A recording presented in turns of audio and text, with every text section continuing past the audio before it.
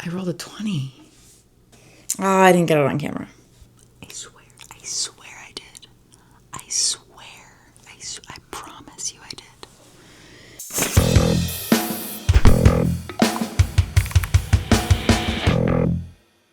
Welcome back to JunkDrawer Studios. Today I made my absolute favorite build, this big concrete industrial building that can be used for terrain, for Necromunda or Warhammer, or any other industrial setting for any sort of war game or tabletop skirmish. Back and forth triangle cut. Or even just as a cool diorama. I am so stoked to show you how I made this. It's pretty big, but it came out awesome. I'm just really excited about like the weathering and the rust and all the little details. But the idea didn't start off as what it ended up as. I was originally going to make a building with printed paper concrete texture. I talk about it more in the video, kind of like what went wrong. But honestly, I'm kind of glad it didn't work out because like I said, this is one of my favorite things I've made and I'm really excited to show you how it all came together. That's really all I have to say for now. I'm really excited to get to the crafting part of this video, so let's jump in.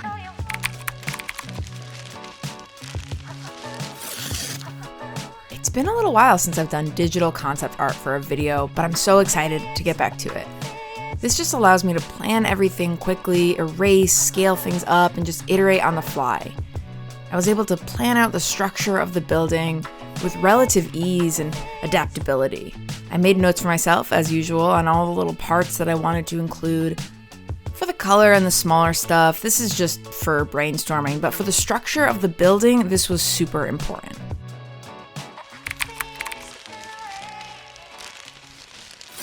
I started this build pretty much every way I start a building, which is with some foam board.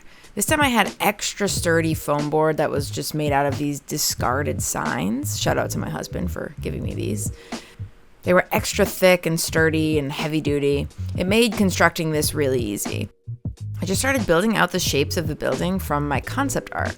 You can see this is the top part. Here I'm cutting out some chipboard to make this little windowsill. It'll make sense when you see it in place. As I mentioned at the top of the video, I did have a different plan for this build in the beginning, and at the time of filming the footage that you're looking at now, I did originally think I was going to be covering the building in paper, so that's why I taped everything together as sort of a dry fit. With Colonel Mustard's approval, I cut some of this XPS foam to make some stairs. This will be going on the side of the building up the back. You can't really see it that well in my concept art, but I don't know, I just thought a little stairwell would be fun. Here I am kind of sizing up that back platform and then gluing with some foam safe super glue these stairs to that back platform. I then made another stairwell that goes up onto the platform that eventually leads up to a little door. Again, this is just a fun detail. This is not for any particular game. I just wanted to add nice, interesting details to this building. I built the little staircase with some extra chipboard and XPS foam, glued it to the little platform. Here I am making the concrete side and back of the staircase. This is all going to be made out of concrete. I marked and then cut where I wanted all the windows and doors on this building. This just was pretty arbitrary. I just wanted it to have some windows. This piece I cut after I had already glued it together. Don't do this. This is not very safe. I mean, I was careful. I tucked my fingers, but I wish I had not glued this together before cutting that out. And here's the building quasi put together. I was really liking the shape of it so far. This is where I messed up.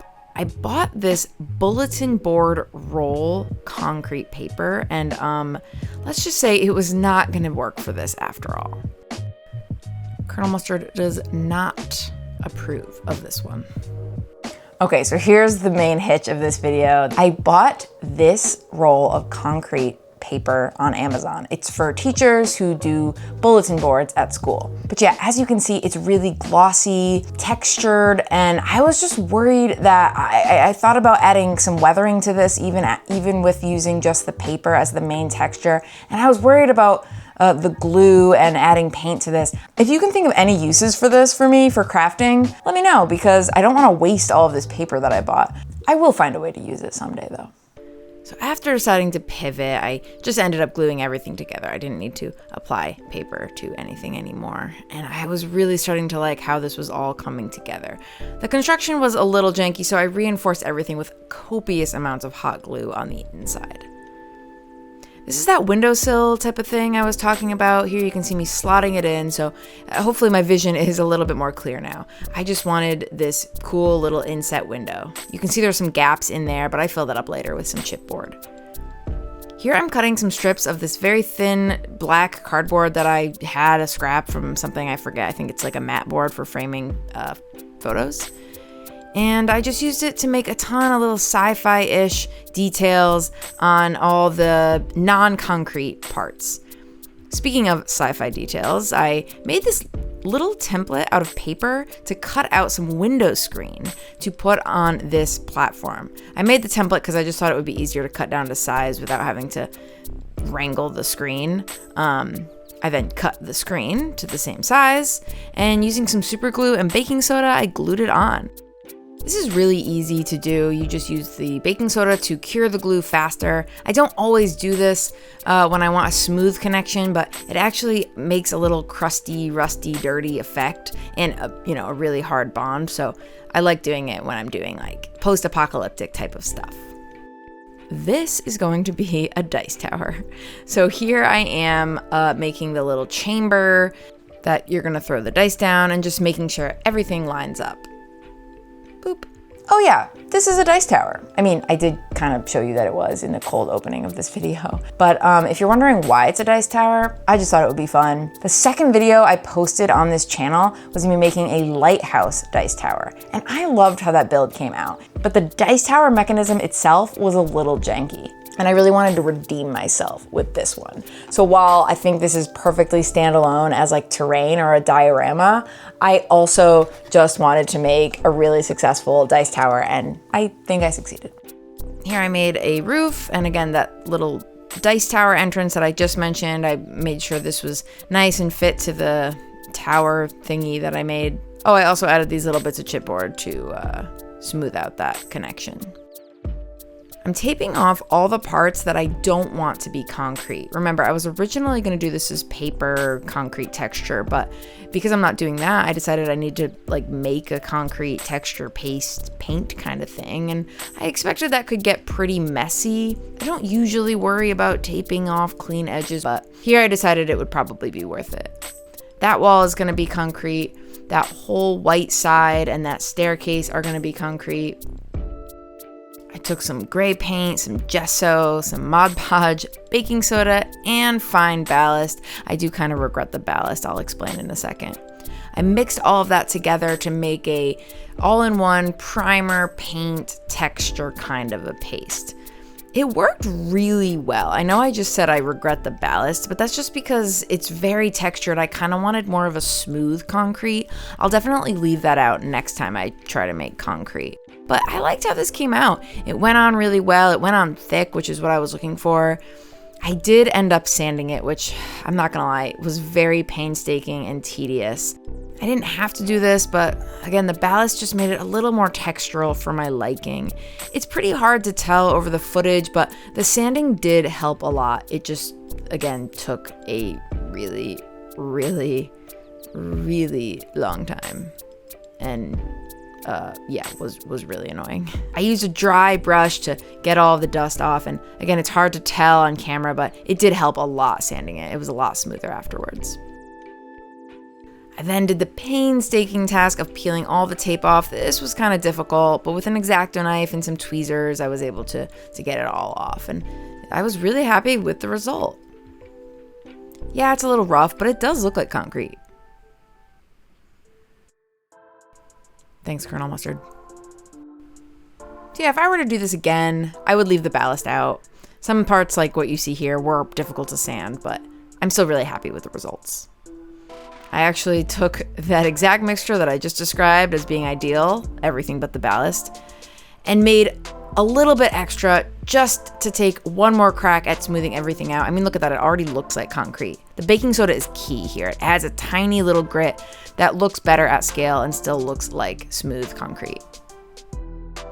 Once I had the concrete sorted out, I started gluing all the little bits and greebles that I love to do. This is all sorts of stuff I had collected from old toys, from thrift shop finds. Here are some zip ties.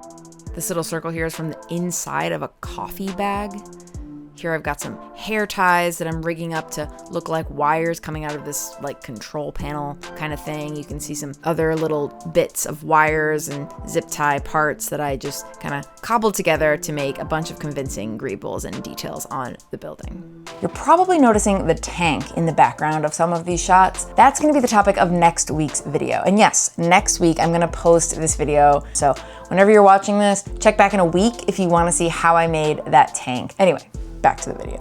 Here I am taking yet again some extra little bits. This little green and pink part are from some cheap hair curlers that I cut up, and I'm just making a little ladder on the side.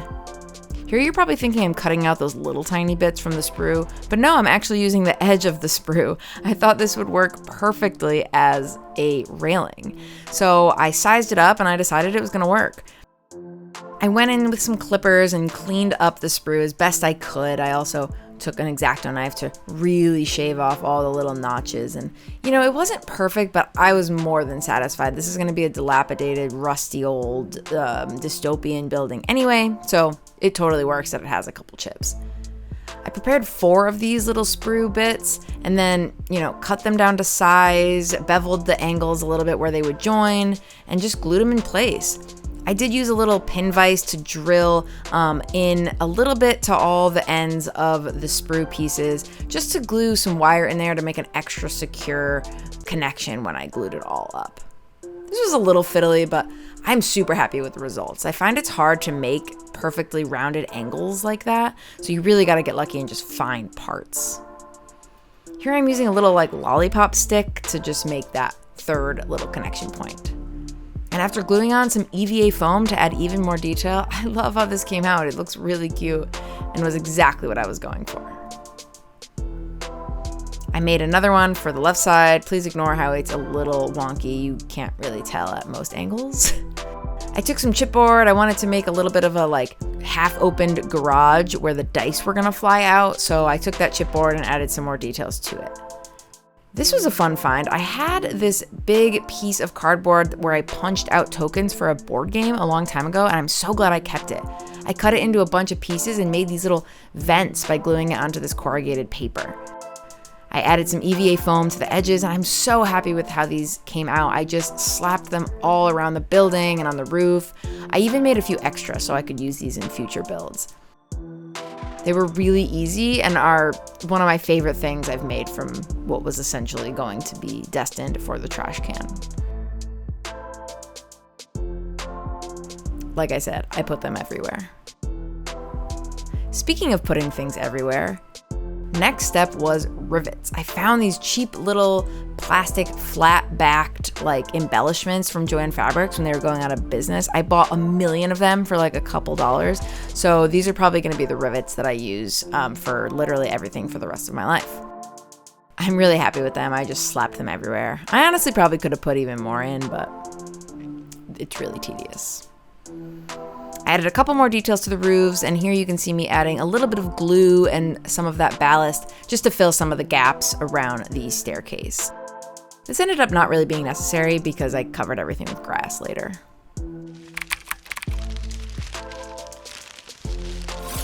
First step, say it with me, black paint and Mod Podge. This concoction, as you probably know, seals everything up, adds some extra stability with the Mod Podge, and acts as a nice base coat. I'm really happy with this at this point. I tried to keep it away from the concrete, but that was absolutely a lost cause, so I ended up just coming back in and cleaning that up because I was already really happy with the concrete color. I didn't even feel like I needed to add the black Mod Podge mixture to that. Here I have this paint that I bought in, no joke, 2011 when I was in college, and I really want to use up all these paints. Here I am opening it for probably the first time in 10 years, expecting it to be gross, but it actually looked absolutely beautiful. And it looked also absolutely beautiful when I slapped it on the side of the building. I like this brand. I've never really heard of it except for the fact that I bought it in 2011, Nova Color, but they make really nice, thick, opaque paints. I love this color. I just love when you have kind of dystopian, industrial looking terrain that has gritty growth and rust, but then also contrasted with bright neon-y colors. So that's what I'm going for here, kind of a dystopian, sci-fi, Necromunda kind of style. I added silver to all the parts that I wanted to read as metal, and then I added this gray to a bunch of other little details. Off camera, I also painted that little control panel copper. Next was one of my absolute favorite steps, which is adding rust. I did a couple different techniques this time, and this one I actually stumbled into. I had this wiry brush that I just randomly decided to use to apply this dark rusty color, and look at how awesome this looks. I couldn't have been more surprised and happy. It just looks exactly like scratched metal. I've done this technique with a softer brush before and didn't look anything as scratchy. I was so pleased with this. I literally just was geeking out the whole time. I also tried out for the first time this bottle of galvanic corrosion effects paint from Vallejo that I had never used before, and oh my gosh, it looks awesome. I don't know what it is about rust that I love so much, but I was so pleased with this.